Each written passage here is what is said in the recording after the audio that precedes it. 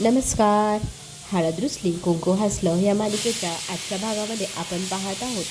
इथे दुष्यंतला विश्वासच बसत नसतो की आपल्या गावकरी लोकांनी आपल्या आईवडिलांच्या लग्नाला संमती दिली आणि बाळजाबाईंनी केलेल्या आजपर्यंतच्या सगळ्या कामांना ते पोटात घ्यायला तयार झाले आणि मोठ्या मनाने त्यांनी आता संमती देऊन त्यांचं मोठं मन दाखवलं आहे. इतका गावकऱ्यांबद्दल आपला दुष्यंत भरभरून बोलत असतो. त्याला खरंच खूप छान वाटतं. आपल्याला जे हवं होतं ते शेवटी घडलं. गावकरी मंडळी आता लग्नाला तयार झाली. तर आता तो इथे ना कृष्णाला म्हणतो की तू पण लवकरात लवकर गुरुजींना बोलून घे आणि आपण लवकरातल्या लवकर मुहूर्त पाहूया आणि आईबाबांच्या लग्नासाठी आता पुढाकार घेऊन त्यांचं लग्न लवकरात लवकर परत लावून देऊया. आता ही जी त्याची एक खुशी त्याचा जो आनंद आहे तो त्याच्या चेहऱ्यावर ओसंडून वाहतोय आणि कृष्णाही त्याला म्हणते की खरं सत्य जे असतं त्याला कधीच कुणाची नजर लागत नाही आणि आपली इच्छा त्याच्यामुळेच तर पूर्ण झाली. सत्याच्या बाजूला कधीही विजयच मिळतो. आणि दुसरीकडे आपण पाहू शकतो की आता सगळेजण जेवणाच्या टेबलवर बसलेले असतात. सगळ्यांनी जेवणासाठी ताटं घेतलीच होती. तर आपली पूजा लगेच म्हणू लागते, आज आपल्याकडे किती आनंदाचा दिवस आहे, हो की नाही, मला खरंच खूप भारी वाटतं आहे. तर लगेचच आपली मैनावती म्हणू लागते की हो ना गं, एवढं सगळं झालं, मला तसं वाटलं होतं आता गावकरी मंडळी येऊन तुला आणि बाळजाबाईला मारतातच का काय, कारण तुम्ही ते इतके मोठे प्लॅन केलेले, तुमचे व्हिडिओ सगळ्यांकडे व्हायरल झालेले. पण बघ ना, खरंच बाळजाबाईंचं नशीब खूप चांगलं आहे बरं का. त्यांना गावकऱ्यांनी पण समजून घेतलं आहे, घरातल्यांनी तर समजून घेतलं, गावकरी पण तयार झाले. तर आता नशीबवान आहे बाळजाबाई असं इथे आपली पूजा आणि मैनावती म्हणू लागते. आता हे सगळं ऐकल्यानंतर आता इथे बस झालं हं तुझं, आता आता आम्ही काय सांगतोय ते ऐक असं म्हणत बाळजाबाई आता सगळ्यांसमोर उभ्या असतात आणि मैनावतीला तोंड बंद करायला लावतात. आता ते सांगू लागतात आमच्या मनामध्ये नक्की काय आहे.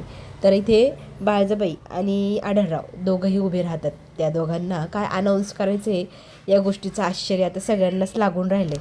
आता आढळराव सगळ्यांना सांगू लागतात, आम्ही दोघांनी खूप विचार केला आणि मी हे ठरवलेलं आहे की आमच्या दोघांचा जो तुम्ही लग्नाचा घाट घातला होता त्याच्यासाठी तुम्ही इतके प्रयत्न करतायत, आत्ता आम्ही ठरवलं आहे की आम्ही तो लग्नाचा घाट मोडायचा. आम्हाला दोघांना लग्नाची गरज नाही. आम्ही एकमेकांसाठी कायम असं मित्रमैत्रिणींसारखं राहू शकतो. एक चांगलं व्यक्तिमत्व म्हणून आम्ही एकमेकांसोबत वेळ पण घालवू शकतो. त्याच्यासाठी लग्नाचीच का बरं स्टॅम्प हवा. तर आत्ता आम्ही सगळ्यांना खरं तर सगळ्यांनाच सांगतो आहे, आमच्या लग्नाचा पुन्हा विषय काढायचा नाही. आणि इथे बाळजाबाई पण तेच बोलते जे आढळराव बोलतात, मुलांना सगळ्यांना समजावून सांगतात, आता पुन्हा लग्नाचा हट्ट तुम्ही कोणीही करू नका. कृष्णा आणि आपला दुष्यंत म्हणू लागतं की तुम्ही हे सगळं गावकऱ्यांच्या दबावाखाली येऊन करताय किंवा घरातल्यांच्या दबावाखाली का, असं काही निर्णय घेऊ नका. आता गावकरी घरातले सगळेजण तयार तर आहेच ना. पण आता आढळराव हात जोडून सगळ्यांना म्हणू लागतात की पुन्हा पुन्हा ह्याच विषयावरती आम्हाला वादही घालायचं नाही आणि पुन्हा पुन्हा बोलायचंही नाही. सुखाचे 4 घास आपण निवांत बसून जेवण करूया. आता आपली कृष्णा विचारात पडते की ह्या सगळ्या प्रसंगातनं आपण आता काय बोलावं. आता ह्या दोघांनी तर लग्नाला डायरेक्ट हातवर केले, करायचंच नाही. त्यांनी नकार दिलाय म्हटल्यावर पुढचा विषयच येत नाही ना. तर आपली कृष्णा विचारात पडते की हे सगळं काय होऊन बसलं, आपण किती खुश होतो, काय काय करायची प्लॅनिंग करत होतो आणि त्याचा शेवट हा असा व्हावा. तर दुष्यंत तिथे येतो आणि म्हणतो की आपल्याला फार वाटतं की असं व्हावं तसं व्हावं, पण नाही होऊ शकलं. खरंच एखादी स्त्री जेव्हा लग्न करून नवऱ्याच्या घरी जाते त्यावेळेला ती फक्त घरातल्या जबाबदाऱ्या पार पाडते, अगदी घरातल्या कितीतरी कामं ती करते, पण तिला कधीच तो मान सन्मान मिळत नाही. जी व्यक्ती 4 पैसे कमवून आणते त्याला जो मान सन्मान मिळतो तितका. तर आपली कृष्णा म्हणते म्हणजे तुम्हाला काय म्हणायचं. तर त्याचं म्हणणं असं आहे की खरंच बायकांनी स्वतःच्या पायावरती उभं राहायला हवं. आता इथे कृष्णाचं म्हणणं असतं की बाळजाबाईंनी लग्न करायला हवं, कारण कोणीही येतं काहीही बोलून निघून जातं. ज्या बाईच्या पाठीशी नवरा खंबीर नसतो ना, त्या बाईला कुणाचंही काहीही म्हणणं ऐकून घ्यावं लागतं. हे सगळं खरं आहे. भक्तीचंच बघा ना, भक्ती किती कामं करते, कष्ट करते, पण काय होतं तिच्याकडे नवरा हे नावाचं पाठबळ नाही. त्याच्यामुळे तिला आईसुद्धा काय काय बोलते, किती जीव काढून काम करते. अगदी कृष्णा म्हणते ती जर थोडी जरी शिकलेली असते ना, स्वतःच्या पायावर उभी असते ना, तर ती एवढी बोलणी पण तिने कोणाची खाल्ली नसती. तर हेच दुष्यंत म्हणतोय, प्रत्येक स्त्रीने स्वतःच्या पायावर उभं राहावं, घर तर सांभाळावंच पण 2-4 पैसे पण कमवावे. तर आपल्या गावात अशा कितीतरी महिला आहे आज आपण भक्तीला पाहू शकतो किंवा बाळजाबाईला पाहू शकतो, पण समाजात अशा कितीतरी बायका आहेत ज्यांना रोज ह्या गोष्टींचा सामना करावा लागतो. त्यांच्यासाठी आपण काहीतरी करायला हवं. आता तू तर सरपंच आहेस ना, तर मला असं वाटतं की तू पण काहीतरी विचार करून या बायकांसाठी, या लोकांसाठी काहीतरी निर्णय घ्यायला हवा आणि त्यांच्या आयुष्यात काहीतरी बदल घडेल असं काहीतरी करायला हवं. तर आता कृष्ण म्हणत असते की म्हणजे तुम्हाला नक्की काय म्हणायचं आहे. तर इथे आपला दुष्यंत म्हणू लागतो की प्रत्येक स्त्रीने स्वतःच्या पायावर उभं राहून कुणाच्याही नवऱ्या नावाची कुबड्या न वापरता स्वतःच्या स्वावलंबावरती उभं राहावं, तिचं स्वतःचं अस्तित्व असावं. अगदी नवरा 2-20 वर्षांनी सुद्धा म्हणतो की माझं घर आहे आणि तू निघितनं, तुझी इथे गरज नाही. तिने 20 वर्ष कष्ट करून ज्या घराला सांभाळलं त्या घरातनं तिला काढायला 20 सेकंडसुद्धा कमी पडतात आणि त्या बाईला मग गप गुमान मान खाली घालून आपलं नाहीच असं म्हणून निघून जावं लागतं. एवढी वर्ष जर ती तिथे राहिली आहे तर तिला ते तिचं वाटणार नाही. असं का वाटावं आणि तिच्या वाटेलाच हे दुःख का? प्रत्येक स्त्रीच्या बाबतीत हेच दुःख आहे. वयाच्या म्हणजे अगदी नातवंड येण्याच्या वयातसुद्धा बाळजाबाईला तुझं हे घर नाही, तुझा नवरा नाही, तुला अधिकार नाही. किती सोपं वाटतं ना एखाद्या स्त्रीला पटकन असं आयुष्यातनं काढून टाकणं, पण तिच्या मनावर काय बिततंय ह्या गोष्टीचा पण विचार व्हायला हवा ना. दुसरीकडे आपण पाहू शकतो, आता इथे ना समर आणि पूजा दोघंजणं नेहमीप्रमाणे गप्पा मारत बसलेले असतात. करायला गेले काय आणि झालंही काय. तर आपलं टार्गेट होतं बाळजाबाईंचं म्हणजे पत्ता कट करणं किंवा त्यांच्या भाषेमध्ये काम काढणं. ते तर काही झालेलं नाही. आता इथे ते दोघंजणं बोलत असतात की पुढे काय करायला हवं. इथे मात्र पूजा म्हणते की मला काय वाटतं, आपण आहे ना गावकरी मंडळींना हाताशी घेऊन पुन्हा आपण त्यांना असं भडकवून त्यांना आपल्या बाळजाबाईंवरती हल्ला करायला लावू. म्हणजे नक्की काय करायचं.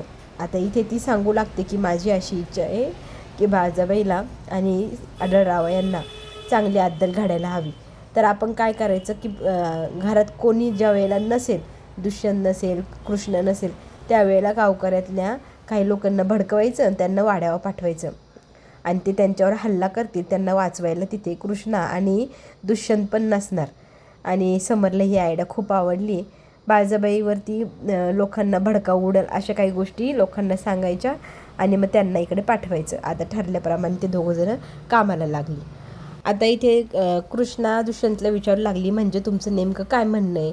तर कृष्णाला दुष्यंत सांगतो की गावात कितीतरी बायका आहे, त्यांना तू स्वावलंबी करायला हवं.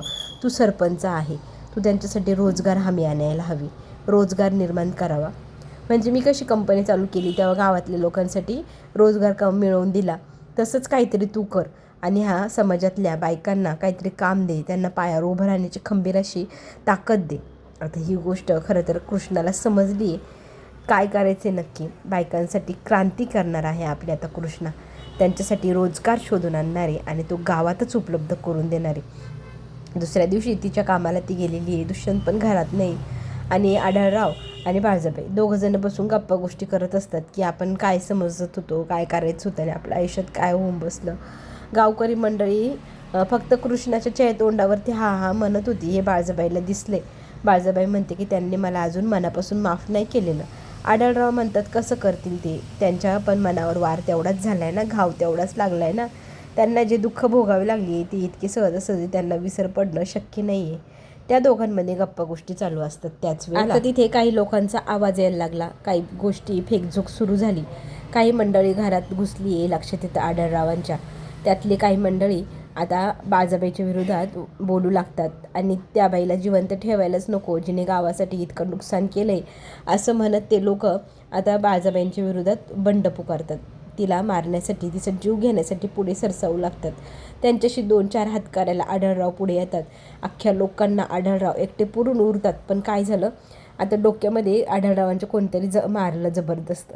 आता ते जरा गुंगले तिथं. त्याच वेळेला त्यांना तिथे दोरीने बांधून ठेवण्यात आलेलं असतं आढळरावांना. इथे आपली बाळजाबाई हात जोडून सगळ्यांना म्हणत असते की त्यांना सोडा सोडा, मी तुमच्या पुढे हात जोडते. तर लोक म्हणू लागतात की आम्ही पण तुमच्यासमोर हात जोडायचो, रडकुंडीला यायचो, अगदी माझ्या वडिलांनी जीव पण दिला तरी तुम्ही काही त्यावेळेला कीव केली नाही, आता तुमची कीव करायची होय आम्ही, असं म्हणत लोक त्यांना बोलू लागतात. आणि इथे जोरजोरात मग आढळराव ओरडत असतात. तिथे समर आणि जयवंत येतो, त्यांनाही ते लोक डोक्यात काठी मारतात आणि ते दोघंजण बेशुद्ध झाल्याचं खाली पडलेले असतात. आणि ह्या सगळ्यांची ही अवस्था पाहून आपली बाळजाबाई घाबरलेली असते. आढळराव मदत करण्याचा प्रयत्न करताय, पण आता काही केल्या कुणाच्याही आटोक्यात ती परिस्थिती येईना. आता इथे बाळजाबाई परत त्या एका व्यक्तीला म्हणू लागते की प्लीज माझ्यावर आणि माझ्या घरच्यांवरती काही करू नका, हवं तर मला काय करायचं ते करा. तर ते लोक म्हणतात तुम्हाला तुमचा जीव तर आम्ही घेणारच आहोत, त्याच्यासाठी आम्ही इथे त्याच्यासाठीच तर आलेलो आहोत, असं म्हणत आता एक माणूस पुढे येतो, आपल्या बाळजाबाईला एका खुर्चीत बसवतो, तिच्या बाजूने पेंढ्यांचं सरपणासारखं रचलं जातं, त्याच्यावर तेल ओतलं जातं आणि काडी पेटवून त्याला पेटवण्यासाठी एक व्यक्ती पुढे पुढे येऊ लागतो. आढळराव आता म्हणजे स्वतःला काहीतरी कर, सावर, स्वतःला वाचव, इकडे तिकडे आरडाओरडा करून लोकांची मदत मागू लागतात. घरातली मंडळी मात्र आम्हाला खूप भीती वाटते म्हणत कोणीही पुढे जात नाही. आणि ज्या वेळेला तो व्यक्ती आग लावणारच त्याच वेळेला तिथे आता आपली ऐन टायमाला कृष्णा येऊन पोचलेली असते. त्या व्यक्तीच्या हातातून ते लाकूड जळतं, बाजूला फेकून देते कृष्णा, त्याच्या गालामध्ये ताड ताड ताड वाजवते आणि त्यांना सगळ्या गावकऱ्यांना बाजूला फेकटूनच देते जवळजवळ. इतका रौद्र अवतार आपल्या कृष्णाचा सगळ्यांना त्यावेळेला पाहायला मिळणार आहे.